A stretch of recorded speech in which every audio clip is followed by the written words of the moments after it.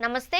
శాకాహారులు, మాంసాహారులు అనే తేడా లేకుండా అందరూ రోజువారీ జీవితంలో ఉపయోగించే చక్కెర, మాంసాహారం అంటే మీరు నమ్మగలరా? మనం తినే చాలా ఆహారాలలో చక్కెర ఉంటుంది. ముఖ్యంగా తెల్ల చక్కెర వీటిలో విస్తృతంగా ఉపయోగించే వాటిలో ఒకటి. అదేవిధంగా మనం ఇంట్లో తెల్ల చక్కెరను ఎక్కువగా ఉపయోగిస్తాం. చాలా మంది తీపి ప్రియులకు తెల్ల చక్కెర చాలా అవసరం.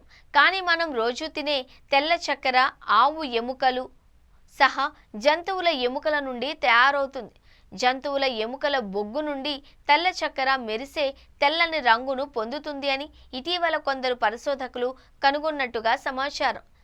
మనం మన ఇళ్లలో ఉపయోగించే శుద్ధి చేసిన చక్కెర సాధారణంగా జంతువుల ఎముకల బొగ్గుతో తయారు చేయబడుతుంది. ఇది తెల్లగా కనిపిస్తుంది. అయితే అన్ని కంపెనీలు ఎముక బొగ్గును ఉపయోగించవు అని చెబుతారు. అయితే చాలా తెల్లగా ఉండే చక్కెరలో జంతువుల బొగ్గు ఉంది అని నిర్ధారించబడింది. చక్కెర శుద్ధిలో కొన్ని ముఖ్యమైన దశలు ఉన్నాయి. వాటిలో ఒకటి జంతువుల బొగ్గు వాడకం. అంటే జంతువుల ఎముకలను ఉపయోగించి షుగర్ను శుద్ధి చేస్తారు అని తెలిసింది. అంటే జంతువుల ఎముకలను కాల్చడం ద్వారా లభించే బొగ్గును ఎముక బొగ్గు అని పిలుస్తారు. చెరకు నుండి తయారైన చక్కెరను శుద్ధి చేయడానికి దీనిని ఉపయోగిస్తారు. చక్కెర మరింత మెరిసేలా మరియు తెల్లగా కనిపించేలా చేయడానికి ఇలా చేస్తారు అంటున్నారు.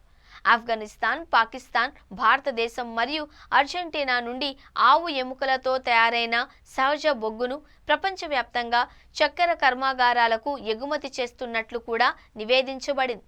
ఇది ఏ కర్మాగారాలలో ఉపయోగించబడుతుందో గుర్తించడం చాలా కష్టం. వారు స్వచ్ఛందంగా అంగీకరిస్తేనే అది సాధ్యమవుతుంది. మేరీల్యాండ్కు చెందిన వెజిటేరియన్ రిసోర్స్ ఆర్గనైజేషన్ ప్రచురించిన నివేదిక ప్రకారం ఒక శుద్ధి కర్మాగారంలో సుమారు 7,800 ఆవులను ఉపయోగిస్తున్నారు. చెరకుతో తయారు చేయబడిన శుద్ధి చేసిన చక్కెరలు స్పష్టమైన తెల్లని రంగును పొందడానికి ఎముక బొగ్గు అవసరం కాబట్టి అలా శుద్ధి చేసిన చెరకు చక్కెరలు శాకాహారులకు తగినవి కావు.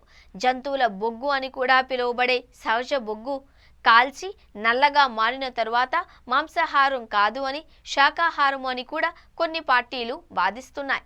ప్రస్తుతం కొన్ని కంపెనీలు తమ చక్కెరలో ఎముక బొగ్గును ఉపయోగించలేదు అని తెలిపే సర్టిఫికెట్లను కలిగి ఉన్నాయి.